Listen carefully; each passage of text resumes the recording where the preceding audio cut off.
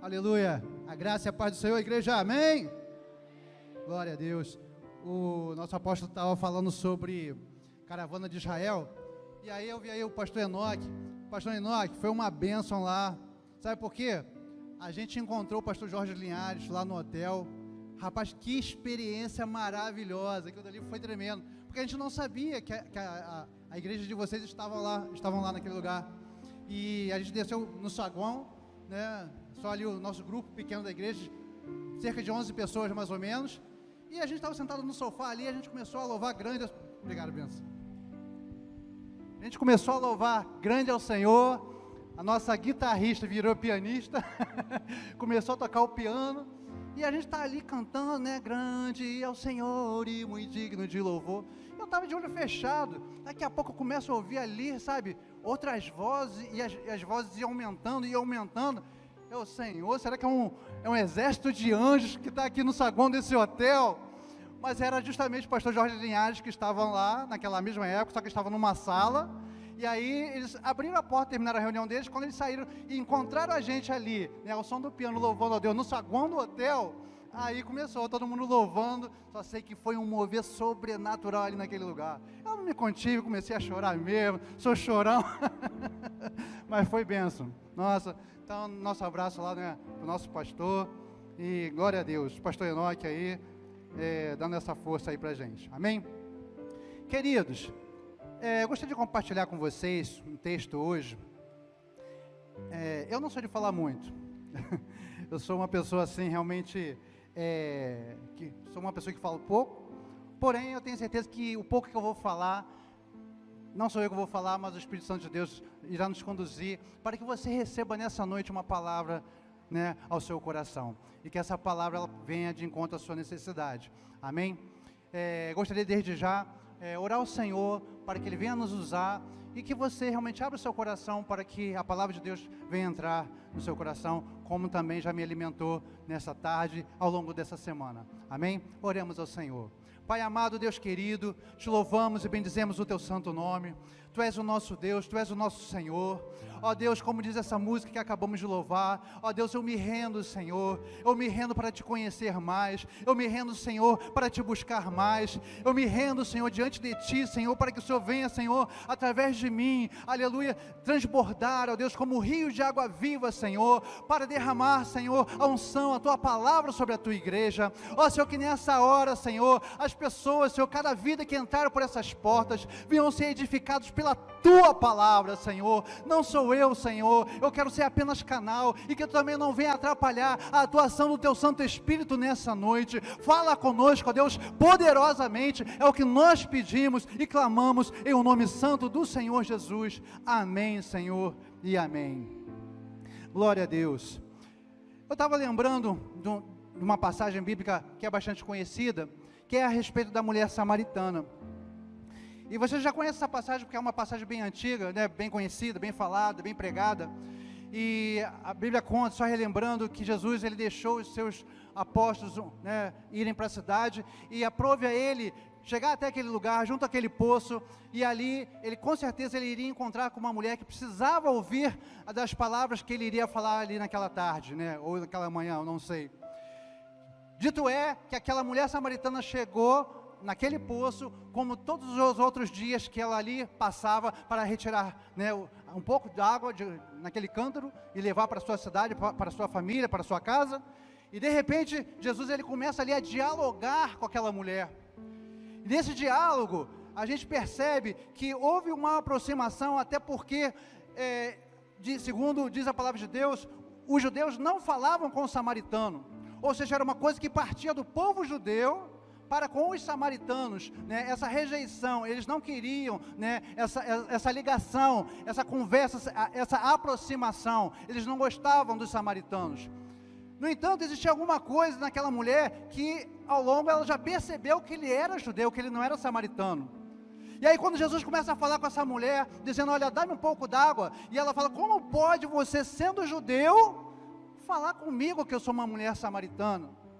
Ou seja, eu acho que você está viajando, eu acho que você, não sei, o que você está fazendo aqui? você perdeu o senso, a noção das coisas, você não sabe que os judeus não falam com os samaritanos, né? E aí vem aquele diálogo de Jesus ali, começando a se relacionar com aquela mulher, e segundo aquelas palavras que ele conversou, ele pôde mostrar para ela que ali junto dela existia uma fonte de vida, que era o próprio Senhor Jesus. Aleluia. Eu creio também que nessa noite, assim como o ar que eu respiro, essa fonte de vida, que se chama Jesus, está aqui neste lugar, e Ele vai trazer vida para a tua vida nessa noite, porque Ele quer te dar vida e vida em abundância, amém? Quem quer para dizer amém? Glória a Deus, amém, aleluia. Eu gostaria de que você abrisse a palavra de Deus no livro de Ezequiel 47, Ezequiel 47, de 1 a 9, e é exatamente sobre isso que eu gostaria de falar nessa noite, a respeito de relacionamento com Deus, amém? E nós vamos falar através desse texto, aqui em Ezequiel, capítulo 47, deixa eu pegar minhas gafas, meus óculos, passou dos 50 já era, não tem jeito, vamos lá. Ezequiel capítulo 47, do versículo 1 até o versículo 9. Os irmãos que acharam podem dizer amém?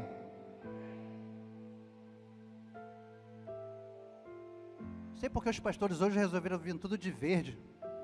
Apóstolo, pastor Giovanei. Quando a gente amadurecer, hein, vai ficar bom. Vamos lá.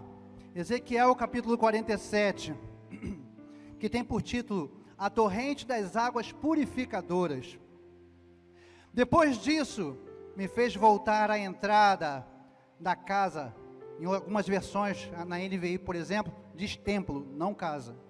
Então, depois disso, me fez voltar à entrada do templo, e eis que saíam umas águas debaixo do umbral da casa, para o oriente, porque a face da casa olhava para o oriente, ou do templo, né?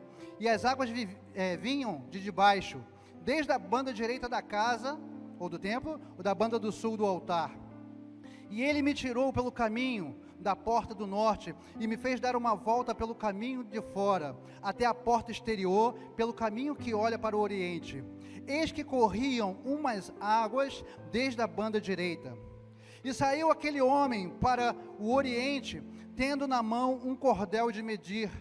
E mediu 1000 côvados e me fez passar pelas águas, águas que me davam pelos artelhos. E mediu mais 1000 e me fez passar pelas águas, águas que me davam pelos joelhos. E mediu mais 1000, e me fez passar por águas que me davam pelos lombos. E mediu mais 1000, e era um ribeiro que eu não podia atravessar, porque as águas eram profundas, águas que se deviam passar a nado, ribeiro pelo qual não se podia passar. E me disse: viste, filho do homem? Então me levou e me tornou a trazer à margem do ribeiro, e tornando eu, eis que à margem do ribeiro havia uma grande abundância de árvores, de uma a outra banda. Então me disse: essas águas saem para a região oriental e descem a campina, e entraram no mar, e sendo levadas ao mar, sararão as águas. E será que toda criatura vivente que vier por onde quer que entrarem, esses dois ribeiros viverá, e haverá muitíssimo peixe, porque lá chegarão estas águas, e sararão, e viverá tudo por onde quer que entrar este ribeiro. Amém. Só até aqui. Estava lendo essa profecia de Ezequiel, capítulo 47, para a gente entender um pouquinho a respeito do contexto histórico, né, a respeito de Ezequiel. Ezequiel, ele estava ali, junto com o povo de Jerusalém, até que de repente, ele já estava até iniciando o serviço sacerdotal. Porém, nos diz a história, no próprio livro de Ezequiel, que o povo babilônico, né, veio pelejar, né, para arruinar praticamente Jerusalém. Só que Jerusalém naquela época não foi totalmente destruída, mas de antemão, eles pegaram um certo povo de Jerusalém, uma quantidade de pessoas de Jerusalém, e levaram cativos para a Babilônia. E justamente lá, agora na Babilônia, próximo a um rio. Ezequiel devia ter aproximadamente cerca de 30 anos de idade. Ele teve uma visão, onde Deus começou a revelar muita coisa para ele. E ali perto daquele rio, junto daquele acampamento, onde estavam os israelitas, né, que estavam ali na Babilônia, cativos, foram levados cativos. O que diz a palavra de Deus? Que ele teve uma visão, e não só essa, mas outras também. Mas chegando agora aqui no capítulo 47, dentro dessas visões que Ezequiel teve, ele menciona a respeito, né, de um homem ou de um anjo, não se sabe, provavelmente deveria ser um anjo, mas que o conduziu a andar por um rio. Olha, ele não andou por fora, mas ele andou por dentro do rio. E aqui diz a palavra de Deus logo de início, né, para a gente ver aqui, que depois disso me fez voltar à entrada do templo, e eis que saíam umas águas debaixo do umbral da casa.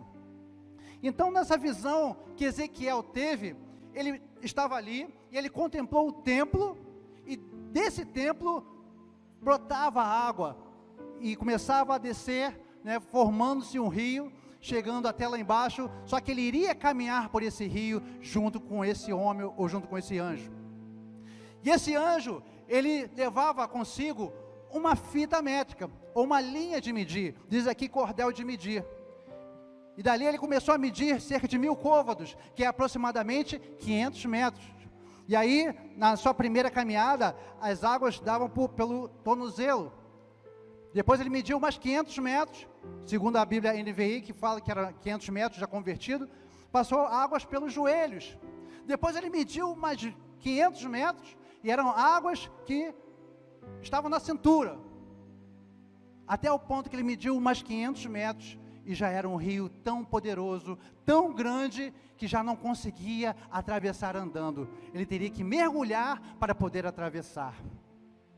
E falando a respeito dessa profecia, que nós lemos aqui, nós podemos ver que ela tanto pode ser colocada com relação a dias futuros, em que literalmente isso poderá acontecer, segundo os judeus esperam, né, porque eles esperam, porque a promessa desse rio é que lá no final iria haver abundância, iria ter vida novamente, e esse rio ele iria desembocar justamente lá no Mar Morto.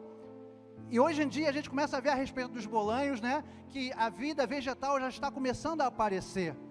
Então, pode ser sim essa promessa se cumprindo de forma literal, porém o que nós percebemos também, que no campo espiritual, eles, como os judeus esperam, né, a vinda do Messias para que essas coisas aconteçam, nós, como servos de Deus, nós sabemos que esse rio, que flui direto do trono de Deus, do templo de Deus, é vida, aleluia, fluindo do altar do Senhor, direto para nossas vidas. Quem crê assim pode dizer amém? Haverá um novo céu também, uma nova terra, nós não sabemos o tempo que essas coisas acontecerão. Eles estão esperando a vinda do Messias, mas a nossa vinda do Messias é diferente. A nossa vinda do Messias, nós sabemos que o Senhor irá voltar com poder e grande glória. Diz a palavra de Deus que assim como a nuvem, como o relâmpago, que sai do Oriente e se mostra no Ocidente, assim é de ser a vinda do Filho do Homem. Jesus vai voltar para arrebatar a sua igreja, aleluia.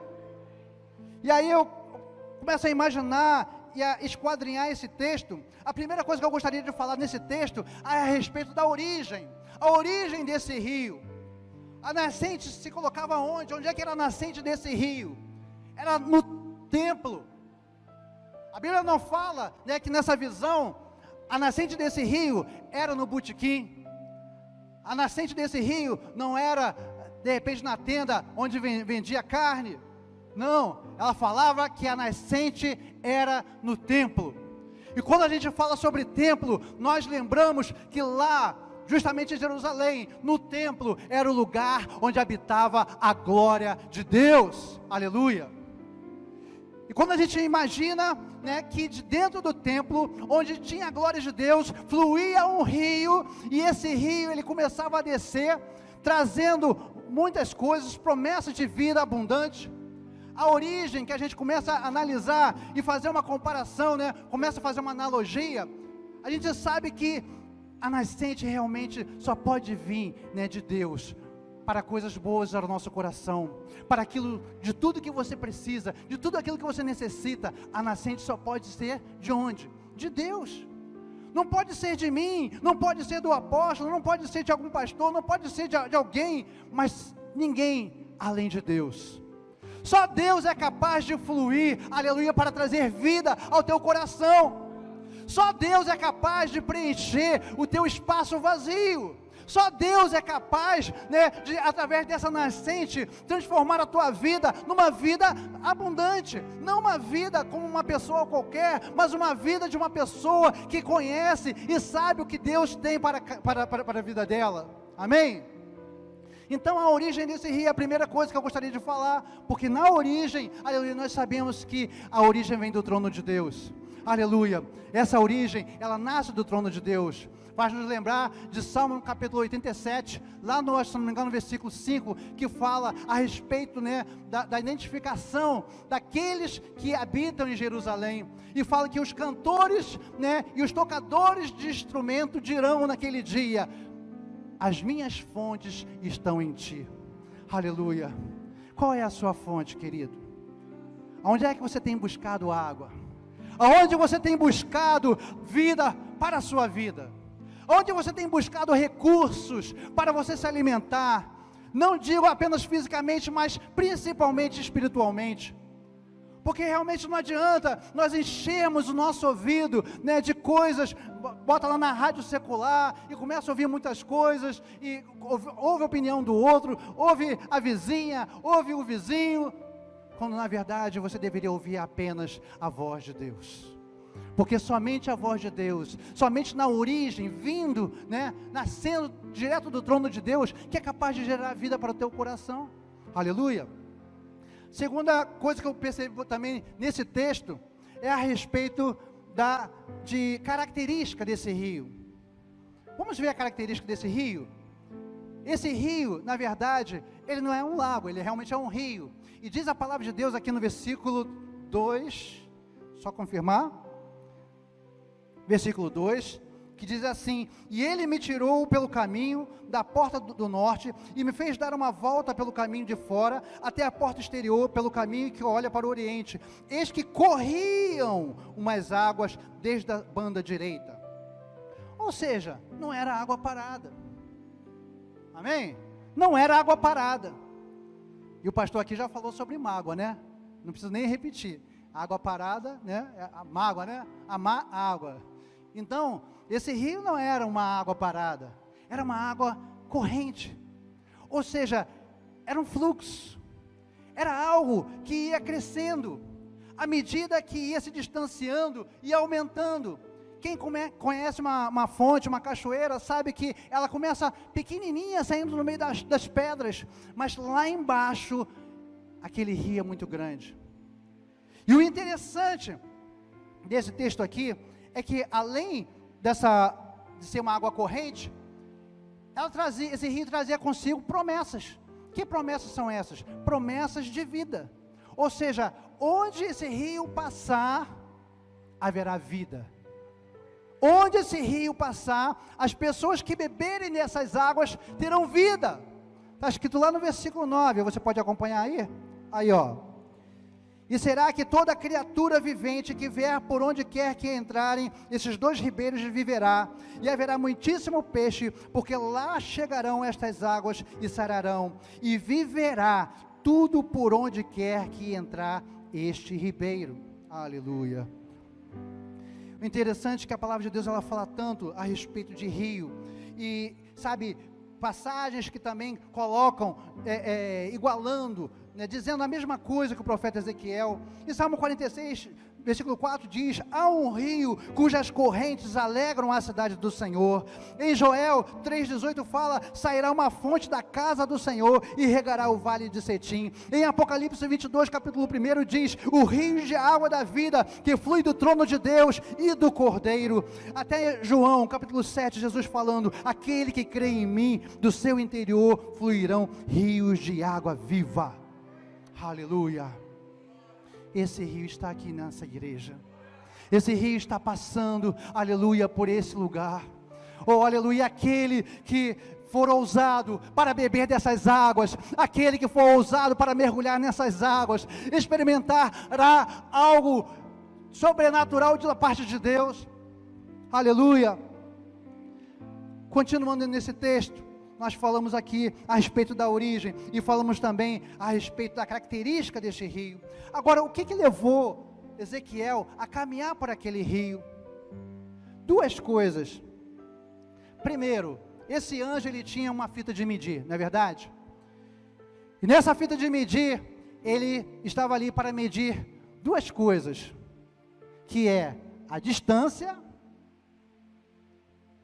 e a outra coisa que ele foi medir foi o quê? Profundidade. Aleluia. Distância e profundidade. E a gente sabe, quem estuda física, sabe que toda distância a ser percorrida leva o quê? Leva um tempo. Eu posso caminhar daqui até a escada rolante lá da praia lá, talvez eu chegue em 10 minutos caminhando, talvez eu leve 30 minutos, vai depender, né? Vai depender do fôlego. Eu quero dizer para você que o tempo, ele também é necessário na vida do servo de Deus. Ali, o profeta, ele caminhou cerca de 500 metros, e a água estava um pouco mais funda. Mais 500 metros, a água estava um pouco mais profunda. Mais 500 metros, já não dava mais para ele andar, teria que mergulhar. E a profundidade também é algo muito, mas muito importante. Por quê? Porque profundidade, o que ela traz? Profundidade traz volume. E aí eu pergunto, se eu tiver um aquário, se eu tiver uma lagoa, e se eu tiver um oceano, aonde eu vou encontrar mais vida? No oceano, é lógico. Um aquário, se eu não botar peixe, aí que vai ficar vazio mesmo. Posso encher de água, mas não vou botar peixe, né? Limitado. Ou se eu coloco um peixe, só vai ali, vai aqui, vem ali, vem aqui, vem ali, vem aqui, vem ali, vem ali, vem ali, acabou. Só vou encontrar aquilo que eu estou vendo. Uma lagoa pode ser um pouco mais, porém no oceano, existem lugares que até hoje nem o próprio ser humano conseguiu descer, de tão profundo que é. Lugar onde não chega nem a luz. Tremendo, não é verdade? Então, como a gente começa a olhar, né, que tanto o tempo quanto a profundidade é necessário para nós, para todos nós. O tempo ele é necessário para o quê? Para o amadurecimento. Quando a gente pensa em tempo, nós sabemos que nós precisamos amadurecer. E enquanto nós ainda não recebemos uma resposta de Deus, o teste é o quê? Esperar. É a paciência. E nós vamos esperar naquilo que Deus está querendo mostrar para a gente. Agora, se a gente for afoito e quiser fazer as coisas do nosso próprio meio, vai ficar difícil para a gente. Outra coisa interessante é que Ezequiel ali, ele já era um homem. Imagina se Ezequiel, ele fosse um menino, quando tivesse tido essa visão e iria caminhar, antes de chegar de repente às águas na cintura, ele já poderia estar morrendo afogado, não é isso? Então, para ser levado a águas profundas, eu tenho que deixar de ser o quê? Menino. Para chegar a águas profundas, eu tenho que deixar de ser criança. Eu tenho que amadurecer, porque águas profundas é para gente amadurecida. Águas profundas é para pessoas que sabem nadar.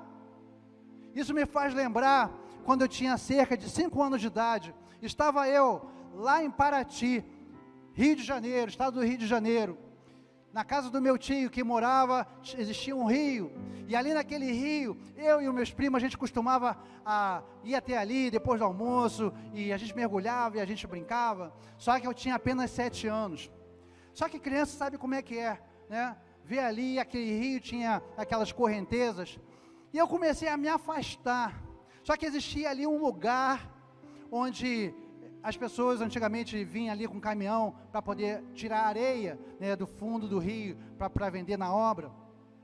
Eu não sabia disso, depois que eu fiquei sabendo. Eu era apenas criança, estava ali me divertindo. E eu estava ali e acompanhando a correnteza. Daqui a pouco, quando eu tentei botar o pé no chão, eu não achei. Só que a correnteza estava forte, ela estava me levando cada vez mais profundo. E eu afundei e eu subi, peguei um fôlego, tentei dar uma abraçada, coisa que eu não sabia nem o que era, e desci e bebi água, e continuei bebendo água, e me afundando, e me afundando. Se não fosse a mão de Deus, eu nem estaria aqui hoje. Oh, aleluia. Aí meu tio que estava lá na borda, perguntou assim, meu nome é Vilmar, tá? Para quem não sabe. Vilmar sabe nadar, me chamam de Mariano porque é meu sobrenome, é meu nome de guerra, Mariano. Aleluia. E aí, ele sabe nadar, meus pais falaram, não sabe. Só que nem meus pais sabiam que eu estava lá me afogando e bebendo água pra caramba. E daqui a pouco ele, mergulhou na água, deu umas 3 braçadas, ele era forte, rápido. Ele me puxou, me trouxe, eu já estava ficando sem ar, com a barriga cheia de água. E aí eu falo, por que eu me aventurei ali? Eu não tinha conhecimento, eu não tinha maturidade para saber que ali ia ser algo perigoso para mim. E aí eu falo para cada um de nós, queridos, até quando nós vamos ficar em águas rasas, mas também até quando nós vamos deixar de ser crianças? Nós precisamos amadurecer, sabe, nós precisamos buscar mais a presença de Deus, e muitas das vezes nós sofremos, sabe, tanto nessa terra, sabe, não é porque Deus é ruim não, nós sofremos nessa terra por falta de amadurecimento. Muitas vezes nós sofremos por falta de amadurecimento, porque nós fazemos as coisas sem pedir orientação de Deus, porque nós ouvimos mais o nosso vizinho, o nosso amigo, nossa amiga, do que se consultar com Deus. Infelizmente, nós sofremos, passamos por determinadas coisas sem saber e sem precisar. Agora a profundidade, ela também é necessária. Ela é necessária para ter o quê? Dependência de Deus. Então vamos lá, voltando, o tempo, ele é importante para termos amadurecimento. Profundidade é necessário para quê? Para aprendermos a ter dependência de Deus. Você lembra lá de Pedro? Pedro, quando avistou, né, estavam ali todos no barco, você já conhece essa passagem. Interessante que uma pessoa, né, gritou, olha lá, é o mestre. Não foi ele. Ou seja, de repente Pedro precisava ter um pouquinho mais de amadurecimento para saber que quem estava ali era Jesus. Mas por meio das dúvidas, Pedro fala, Senhor, se és tu mesmo, mande que eu vá ter contigo. E Jesus falou, vem Pedro. E Pedro com ousadia, colocou os pés do lado de fora, e ele viu que seus pés firmaram, ele começou a andar por cima das águas. Só que a palavra de Deus fala o quê? Que ele viu a profundidade. E quando ele viu a profundidade, ele começou a afundar. E nesse afundar, de repente, antes de afundar, eu não sei qual era o pensamento de Pedro, mas fico imaginando, né, rapaz, aí eu estou andando aqui por cima da água, hein? Aí, ó, tá vendo só vocês aí, ó, estou andando, hein? Eita, aqui, rapaz, que esse negócio é fundo mesmo. Daqui a pouco ele começou a afundar. E a profundidade, ela nos ensina também realmente a termos dependência de Deus. Porque se a gente sabe que a gente precisa confiar no Senhor, por que querer fazer as coisas sozinho? Por que querer fazer as coisas à sua própria maneira? Os irmãos estão me compreendendo? Podem dizer amém? Então, queridos, a palavra de Deus hoje está nos ensinando a nós termos, né, termos mais amadurecimento, também está nos ensinando a ter mais dependência de Deus. Porque se você está, de repente, num grande oceano, você entra num barco e vai, né, para o fundo, você está dependendo de quê? Você está dependendo do barco, porque a partir do momento que você sai daquele barco, começa a nadar, até quanto tempo você vai aguentar a ficar boiando? Então os irmãos estão compreendendo isso? Então nós temos que ter o quê? Dependência de Deus. Agora, quando eu olho justamente para essa profecia a respeito das águas profundas, a gente vê qual é a importância de ser conduzido. Ali a gente vê que Ezequiel ele não foi sozinho, ele foi conduzido por aquele anjo, e o anjo ele ia mostrando as coisas para ele, e ali ele caminhou, e ele chegou até águas profundas. E a palavra de Deus fala que as águas eram tão profundas que já não se podia mais atravessar andando, mas deviam, ou seja, se deviam, é que na verdade era para ser atravessado, só que de que forma? Só daria realmente a nado. E quando eu falei no início dessa mensagem a respeito de relacionamento, em que Jesus estava ali conversando com a mulher samaritana, o que eu imagino é o seguinte, é que existem níveis de relacionamento que você pode ter com Deus. Mas eu pergunto a você, como está o seu relacionamento com Deus nessa noite, nesse dia? Será que o seu relacionamento com Deus, ele não passa de águas rasas? Será que o seu relacionamento não passa, de água pela cintura? Ou será que você está pronto, você está preparado para mergulhar nessas águas profundas? Águas que têm grande volume, águas que você vai poder encontrar vida, água que você vai poder encontrar coisas excelentes da parte de Deus. É necessário passar por essas águas profundas, e Deus ele quer exatamente isso. Ele não quer que você fique na água rasa, mas Ele quer que você venha para águas profundas. Ele quer te mostrar algo sobrenatural, Ele quer que você tenha experiências maravilhosas com Ele. Não é apenas as experiências que as pessoas contam, mas Ele quer que você viva experiências profundas e tremendas com Ele. Você quer ver um exemplo disso? A Bíblia está cheia de pessoas que eram nomeadas justamente pelas experiências que eles viviam. Enoque, por exemplo, era o homem o quê? O homem que andou com Deus. Enoque andou com Deus. Olha só que título, o homem que andava com Deus. Mas isso era o quê? Relacionamento. Enoque tinha relacionamento com Deus. Quer ver outro homem? Abraão, conhecido como amigo de Deus. Oh, aleluia! Quantos são amigos de Deus aqui? Levante a mão e diga glória a Deus. Oh, aleluia! Eu quero ser amigo de Deus. Eu não apenas quero ser, mas eu sou amigo de Deus. Aleluia! Abraão ele era detentor desse título, amigo de Deus. Mas o que fez ele ser conhecido como amigo de Deus? Relacionamento. Davi era um homem também segundo o coração de Deus. Mas por que Davi recebeu esse título? O homem segundo o coração de Deus. Por causa do relacionamento. Moisés, o homem que conversava com Deus face a face. Mas por quê? Por causa do relacionamento. Como está o seu relacionamento com Deus, querido? Será que nós temos gastado tempo com esse relacionamento? Será que nós estamos investindo nosso tempo, o nosso coração, a nossa mente, em ter um relacionamento mais íntimo com o Senhor?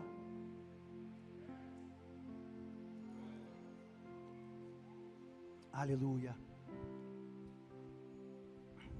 Se a gente fosse fazer aqui algumas analogias, eu imagino, no passado, existiam o átrio, o santo lugar e o santíssimo lugar. Mas o átrio era um lugar onde todas as pessoas andavam. Átrio era lugar onde qualquer um poderia entrar. Pessoas que não eram nem tementes a Deus poderiam chegar ali e entrar para conhecer. Nossa, que instalação bonita, que muro bonito, legal. Você já ouviu falar nesse Deus? Não, não vi não. Mas você entrou no átrio. Entrei, legal, muito bom, hein? E ó, esse é o tipo de relacionamento superficial. Pessoas que entram apenas no átrio. Mas existia o Santíssimo Lugar, que era o lugar onde eram oferecidos sacrifícios a Deus. Já era um lugar de adoração, já era um lugar de culto, onde as pessoas que chegavam até o santo lugar, primeiro era preciso passar pelo átrio para chegar até o santo lugar, e no santo lugar ali prestar um culto, prestar uma adoração. Mas um lugar superior a esse era o Santíssimo Lugar. Era o lugar onde uma pessoa, uma vez por ano, o sumo sacerdote, não podia entrar de qualquer maneira, mas ele se preparava. As suas vestes teriam que ser limpas, o seu coração tinha que ser limpo, a sua mente tinha que ser limpa, e ali ele estaria entrando no Santíssimo Lugar, para ter um relacionamento íntimo com Deus. Outro tipo de pessoas, era 3 tipos de pessoas que existiam antigamente: multidão, discípulos e apóstolos. A multidão era um grupo de pessoas que estavam em volta de Jesus apenas querendo milagres. Mas os discípulos eram pessoas que estavam dispostos a sentar para ouvir aquilo que o mestre estava tentando ensinar. Mas existia o nível de apóstolos, que eram pessoas que não apenas queriam saber aquilo que Jesus ensinava, como também queria cumprir aquilo que Jesus falava e aprender da sua experiência e ser justamente como ele era. Mas dentro desse grupo de apóstolos também existiam 3 pessoas, dentre elas Pedro, Tiago e João. E Pedro representa aquele tipo de pessoas que saca a espada e arranca a orelha, e eu vou resolver tudo de uma hora para outra. Não é um relacionamento muito adequado. Tiago, não se sabe muito, mas às vezes não era nem meio barro, nem tijolo, mas estava ali. Era uma pessoa que se interessava. Mas existia um discípulo chamado João. Esse discípulo, ele conhecia verdadeiramente o lugar de intimidade. Ele reclinava o seu rosto no peito de Jesus. E o peito de Jesus é lugar de intimidade. Oh, aleluia. Eu não sei como está o seu relacionamento nessa noite, querido. Mas a gente não pode desprezar outros discípulos. Pedro, por exemplo. Pedro, nessa época, ele arrancou a orelha, ele era ainda precisava amadurecer. Mas depois de toda aquela experiência, que ele chega na praia, depois de Jesus ter sido crucificado, e agora Jesus aparece para os discípulos que estavam ali, e Jesus começa a falar com Pedro: Pedro, tu me amas? Talvez a primeira resposta de Pedro tenha sido aquela mesma resposta que ele tinha feito ali no jardim de Getsêmani, de ter cortado a orelha do soldado. Sim, Senhor, tu sabes que eu te amo. Mas Jesus, não satisfeito, perguntou mais uma vez: Pedro, tu me amas? E Pedro já ficou meio balançado: Senhor, tu sabes que eu te amo. E Jesus, pela terceira vez, olha para os olhos de Pedro e fala: Pedro, olha para mim, você me ama? A palavra de Deus fala que Pedro se entristeceu. Se entristeceu porque ele sabia que o modo como ele estava não era suficiente para convencer Jesus. Que o modo como ele estava respondendo não tinha o poder de convencer Jesus que ele realmente amava.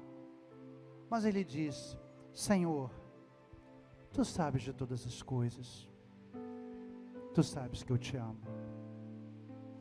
E se nessa noite Jesus fizesse a mesma pergunta para você: filho, filha, tu me amas?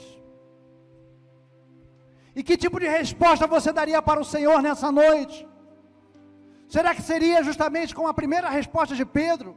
Afoitamente você diria: tu sabes que eu te amo, amém, glória a Deus. Ou será que Jesus iria falar mais uma vez com você: você me ama? Será que seria preciso Jesus perguntar a você 3 vezes se você o ama ou não? Como está o seu coração para com o Senhor, querido? Uma coisa muito importante que a gente precisa declarar aqui: que a quantidade, ela pode ser até boa, mas mais importante do que a quantidade é a qualidade. Porque a qualidade é o que Deus ele espera de cada um de nós. Você pode vir aqui para a casa do Senhor, começar a orar, e dar 1 hora, 2 horas, 3 horas, 4 horas, e você está em oração, mas Deus que conhece o teu coração, sabe que se você gastou 5 minutos com qualidade, intimidade com o Senhor, isso é que vai fazer os céus se abrirem ao seu favor. Você pode se colocar de pé, amém? Qualidade em vez de quantidade. Às vezes você está fazendo muito, mas com pouca qualidade.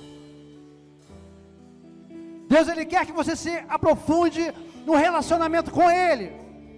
Ele não quer que você viva um relacionamento superficial. Ele precisa que você tenha interesse em buscá-lo. O que está falando mais alto ao teu coração? Será que é o dinheiro? Será que é o emprego? Será que é a sua família? Quem fala mais alto ao teu coração? Como será a sua resposta diante de Deus? Senhor, Tu sabes que eu te amo. Já vou terminar, mas eu quero dizer para você uma coisa, que tão importante quanto você ter intimidade com o Senhor, é você também permanecer nela. Não adianta eu ter intimidade com o Senhor, cheguei a um belo nível, e agora eu já começo a fazer coisas que me afastam dessa intimidade com o Senhor. Nos faz lembrar do texto de Cânticos, Cantares de Salomão, capítulo 5, que fala da noiva, que quando o noivo chegou e bateu na porta, porque queria ter um encontro com ela, e ela começou a fazer charminho, dizendo: agora não, eu acabei de trocar as minhas vestes, eu vou tornar a despir-me novamente, eu acabei de deitar, eu não vou levantar de novo não. E o noivo mais uma vez bate, porque ele quer ter um encontro com ela, mas ela, não estou muito afim. Mas parece que a consciência pesa. Ela resolve levantar da cama e ir até a porta. E quando ela coloca a mão na fechadura, que ela abre a porta, ela pode até sentir o cheiro do noivo na maçaneta, mas o noivo já não está mais lá, ele já tinha ido. E ela começa a descer aquele palácio, e ela chega ali no pátio, querendo saber onde está o meu noivo, onde está o meu noivo. E os guardas chegam até ela, e não encontram nela o perfume de Cristo, o perfume do noivo, e resolvem prendê-la. Por quê? Porque ela não estava com o perfume de Cristo. E a pergunta para você nessa noite, querido: você tem estado com o perfume de Cristo? Como está o seu relacionamento diante do Senhor? Vamos louvar o Senhor? Amém? Oh, aleluia. Existe um rio, Senhor, que flui do teu grande amor.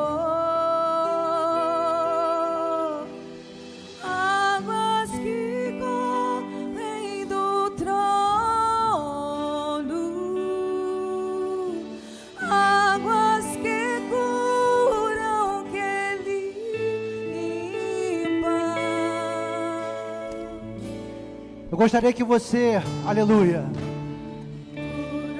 enquanto nós estamos adorando ao Senhor, que você aí onde você está, Deus está falando ao teu coração nessa noite.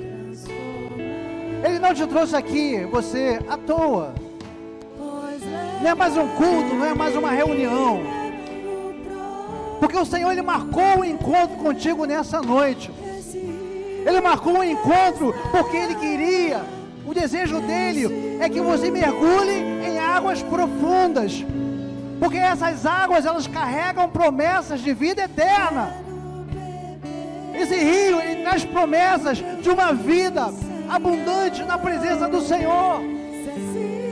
Mas é você que tem que decidir. Eu não posso decidir isso por você. Você tem que decidir a mergulhar nesse rio. Você tem que decidir a crescer nesse relacionamento. Você tem que decidir ter mais intimidade com o Senhor. O apóstolo pode vir aqui até orar, interceder por você, todos os obreiros, os diáconos, os pastores, mas a mudança de vida você tem que querer. Você que tem que desejar isso, é você que tem que desejar ter, sabe, esse crescimento com o Senhor. Eu não conheço, querido, a tua vida. Muitos estão aqui até nos visitando pela primeira vez. Eu não te conheço, mas sabe, o Senhor, Ele te conhece. Ele sabe quem é você. Eu não te conheço, eu não sei o teu nome, mas Deus, Ele te conhece. Ele sabe o que você vem passando. Ele sabe o quanto Ele tem lutado para estar trabalhando no teu coração, mas ainda está havendo, sabe, uma decisão da tua parte. Está faltando uma decisão a ser tomada. Está faltando, sabe, uma intimidade mais profunda com o Senhor.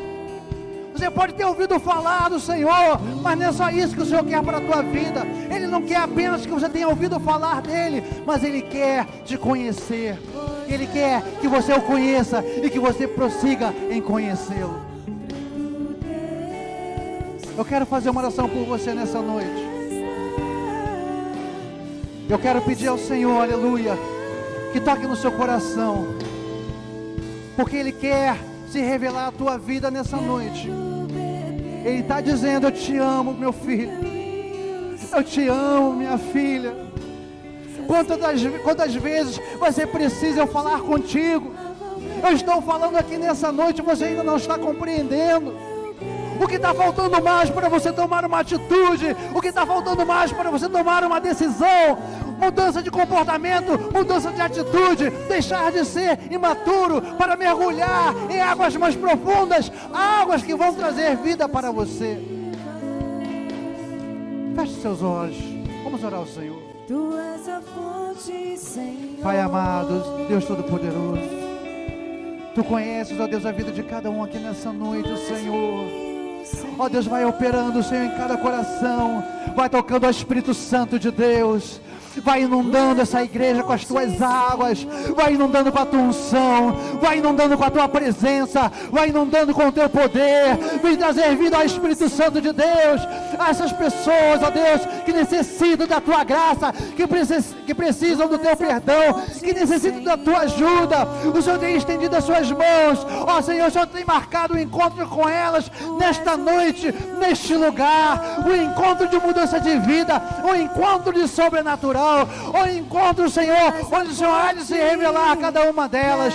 Ó Senhor, tira todo o empecilho, tira, Senhor, tudo aquilo, Senhor, que vem impedindo, Senhor, essa pessoa de se aproximar de Ti, e que a partir de hoje ela viva uma vida diferente, uma vida de vitória, uma vida de bênção, uma vida de regozijo e de alegria na Tua presença, Senhor, em nome de Jesus, aleluia.